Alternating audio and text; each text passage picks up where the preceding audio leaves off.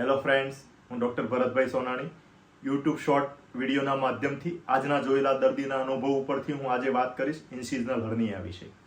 ઇન્સિઝનલ હર્નિયા એટલે કોઈ પણ ટાંકાવાળું ઓપરેશન કર્યું હોય તો સમય જતાં ટાંકા ખુલ્લી જવાથી એ જગ્યાએ આંતરડું ચરબી બહાર આવીને ફૂગો ફૂલે અને ઇન્સિઝનલ હર્નિયા કહેવાય.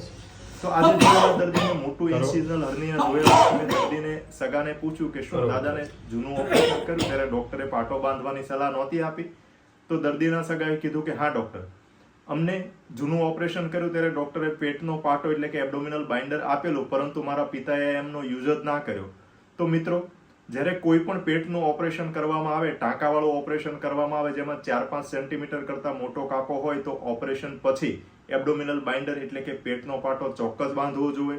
મિનિમમ 6 મહિના સુધી સ્ટ્રિક્ટલી પાટો બાંધવો જોઈએ. પ્રિફરેબલી 1 વર્ષ સુધી પાટો બાંધીએ તો ઇન્સિઝનલ હર્નિયા થવાની શક્યતાઓ ઓછી રહેતી હોય છે.